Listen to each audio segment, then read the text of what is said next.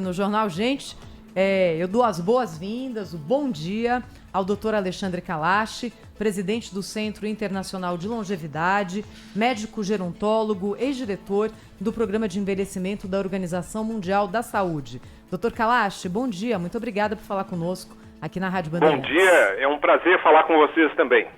A gente convidou o senhor para conversar com o nosso ouvinte, Dr. Kalash, porque há uma discussão em curso agora na Organização Mundial da Saúde que envolve a reclassificação de algumas doenças. É aquela chamada CID, que o nosso ouvinte já deve conhecer, muitas vezes até isso é indicado nos pedidos de remédios, nos atestados médicos, é a classificação das doenças.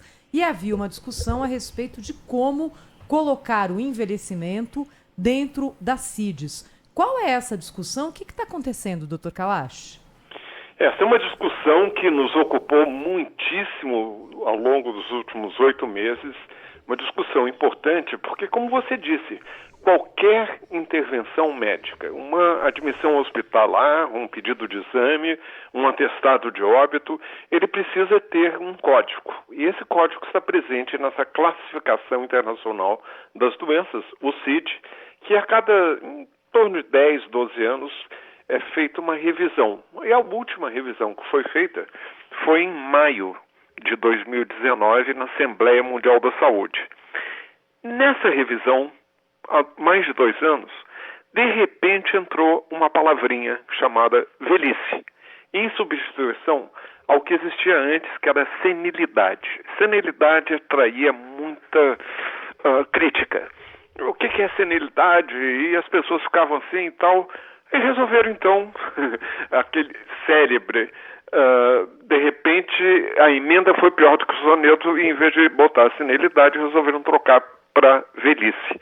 E isso só chamou atenção realmente quando o Duque de Edimburgo, o Príncipe Philip, eu por acaso estou falando com vocês de Londres, aqui em Londres, quando ele morreu, o médico real, que afinal deve ser um médico bom, né, para estar atrás da realeza, e coloca lá que ele morreu de velhice. E aí a gente começou a botar a boca do trombone que morrer de velhice não dá certo, não. Ninguém morre de adolescência, ninguém morre de infância. Por que você vai morrer de outra transição da etapa da vida, que é a velhice? E a sociedade civil começou a se mobilizar e, felizmente, eu acho que a gente chegou a um bom termo. Dr. Kalash, Sônia Blota aqui, um prazer tê-lo conosco aqui no Jornal Gente, na Rádio Bandeirantes. E eu gostaria de saber do senhor, justamente isso, o senhor está na Europa. Aqui no Brasil, vários estudos apontam que a velhice ela é muito imposta pela sociedade. Fala, fulano é um velhinho. Quer dizer, não é hoje em dia, 70 anos não é um velhinho, não é.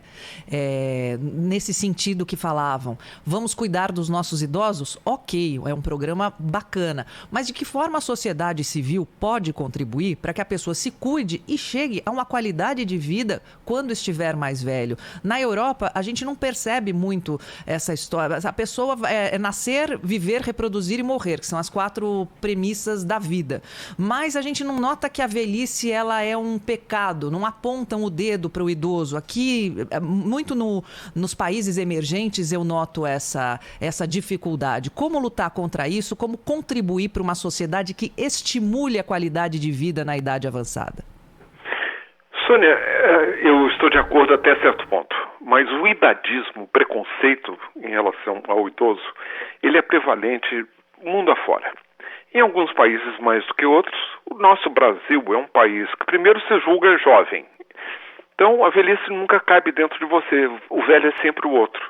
Eu digo com frequência, eu sou velho, maravilha, o velho é o jovem que deu certo. Qual é a alternativa? Se você não envelhece é porque você morreu cedo. O que você prefere? Eu prefiro ter feito o que eu já fiz. Tenho 76 anos, continuo ativo, nada me impede desde que a sociedade me permita participar da sociedade, e se não me permitir, eu vou gritar muito porque eu tenho ciência dos meus direitos. Mas a maioria da população, Sônia, num país desigual como o Brasil, num país hedonista, em que o belo é ser jovem para sempre, tem que estar sarado, não pode ter cabelo branco, não pode ficar careca, a mulher é ainda mais vítima dessa tirania da beleza eterna. Então, isso é muito prejudicial quando um país começa a envelhecer de uma forma muito rápida, como o Brasil está fazendo. Para você ter uma ideia, hoje nós temos cerca de, em torno de 15% da população com mais de 60 anos, em torno de 32 milhões. No ano 2050, nós vamos chegar a mais de 30%, é o dobro, com mais de 68 milhões de pessoas com mais de 60 anos.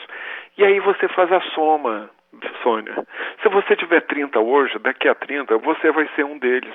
Então, lute para poder assegurar que a sua velhice seja com qualidade e seja com o direito de participar da sociedade, abaixo o idadismo, que é o preconceito, como tem o sexismo em relação à mulher, como tem o racismo em relação ao negro, outros ismos. E esse idadismo é o que mais cresce, porque o grupo da população que mais cresce hoje em dia no Brasil e no mundo é o grupo de 60 a mais. Doutor Alexandre Kalash, muito bom dia. Estamos entrevistando aqui um dos maiores especialistas, um dos orgulhos brasileiros, exatamente na ciência, é o doutor Alexandre Kalash. Eu queria colocar para o senhor uma questão que é a seguinte: os idosos precisam cada vez mais, né, à medida que avança a idade, precisam de acompanhamento médico e tal. Existe uma especialidade da medicina que é exatamente dedicada a isso, né, que é a geriatria.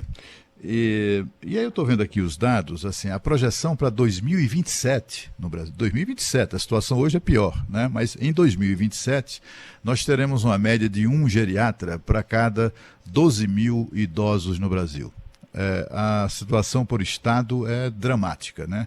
Se for decupado por estados. A gente chega no Maranhão, por exemplo, teremos em 2027 um geriatra para cada 57.700 idosos. Quer dizer, eu quero citar esses números e também citar um dado recente aqui do Distrito Federal, aqui de Brasília. O governo local, não faz muito tempo, promoveu um concurso público para o preenchimento de vagas para geriatra e também para pediatra, curiosamente, né? Para médicos de crianças e para médicos nos extremos e para médicos de idosos. E não apareceram candidatos suficientes para preencher as vagas disponíveis. Há um certo desinteresse, digamos assim, dos geriatras de uma maneira geral e também dos pediatras de fazerem parte do SUS. Né, emprego público. Parece que eles são mais bem remunerados são melhor remunerados se ficarem apenas no particular. Eu queria que o senhor refletisse conosco sobre isso, né, sobre o que é que está faltando para que tenhamos ainda mais geriatras, mas sobretudo no setor público, no SUS, né, que é o plano de saúde da população.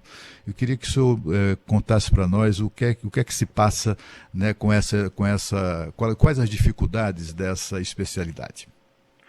Eu vou me ater à situação específica dos idosos, porque nós temos também uma falta de pediatras a nível de atenção primária do SUS, mas vamos considerar aqui o que está acontecendo em relação ao cuidado do idoso. Em primeiro lugar, as nossas escolas médicas, elas não estão focando o suficiente no cuidar, elas querem curar. E o médico sai por aí achando que ele vai cuidar, que ele é semideus, que ele vai curar de tudo quanto é doença. À medida que nós envelhecemos, nós temos doenças que não são curáveis, mas elas são tratáveis. Elas podem ser cuidadas, e isso é o que importa. Você pode ter uma hipertensão, você pode ter até uma doença de Alzheimer, você pode ter uma diabetes. Se você tiver um tratamento adequado para que você possa conviver com a sua mazela e continuar com o que a gente chama capacidade funcional, ou seja, com independência, com autonomia, ok, você tem um problema que está sob controle. Ora, o que está acontecendo é que nós estamos formando médicos para o século XX, que, via de regra, aprendem tudo sobre criancinha, desenvolvimento infantil, mas não o suficiente sobre envelhecimento. Sabe por quê? Tudo muda à medida em que você envelhece. A anatomia, a fisiologia, a fisiopatologia, a farmacologia, a dosagem de medicamentos, a interação entre os medicamentos, a apresentação de doenças. E você, como estudante de medicina, não está aprendendo o suficiente. Então, queremos mais geriatras? Sim. Vamos conseguir tê-los dentro de 20, 30 anos? Não. Por quê? Segundo os dados da própria Organização Mundial da Saúde, nós temos uma falta de 28 mil geriatras no Brasil se fôssemos atender aquilo que é preconizado pela própria OMS de um médico para cada 1.200 idosos. No Brasil, talvez até mais, porque você envelhece mais cedo. Você já tem as mazelas que um sueco, um canadense vai esperar ter aos 85, e aqui o brasileiro, pelas condições sociais, pela desigualdade, pela forma de vida antes de chegar a essa etapa da vida, já vai ter. Então nós precisamos muito mais ênfase para que todos os médicos, aliás, todos os profissionais da saúde, aprendam mais sobre envelhecimento para que o envelhecimento não seja um problema, pelo contrário, que possa ser uma conquista. Mas para isso você precisa de profissionais da saúde que possam adequar o tratamento, a dosagem de medicamentos, possa fazer um diagnóstico. Por exemplo, você sabe que infarto do miocárdio na velhice, em geral, depois dos 75 anos, não dói. Se você espera a dor, você não vai fazer o diagnóstico. E se você não vai fazer o diagnóstico, você não vai tratar. E você pode matar, eu digo para os estudantes de medicina com frequência, olhando no olho. Vocês vão matar pacientes na santa ignorância, sem sequer desconfiarem que vocês estão fazendo. Então eu quero gastroenterologistas, neurologistas, neurocirurgiões, eu quero que os médicos em geral saibam melhor tratar os idosos, porque é isso, essa população que eles vão encontrar na sala de espera dos seus consultórios, seja privado, seja no público. Doutor Kalash, nós começamos a conversa falando da CID, né, da definição de doença, da definição de velhice como doença, que era algo que chegou a ser cogitado, e o senhor usou a expressão ainda bem que se chegou a um bom termo. Eu queria que o senhor explicasse exatamente qual foi esse bom termo que se chegou, para a gente ter essa informação mais precisa possível de um especialista da qualidade do senhor. A gente está conversando com o doutor Alexandre Kalash, mas acho que a gente teve alguma dificuldade no contato com Londres, onde ele está nesse instante participando dessa edição do Jornal da Bandeirantes. A gente perdeu o contato, Thaís. A gente volta a falar com ele já, para encerrar essa conversa sobre um tema que é tão relevante. É uma conversa muito importante, Edu. É muito importante porque o envelhecer bem é essencial, mas o que ele estava dizendo, principalmente a sociedade aceitar o idoso.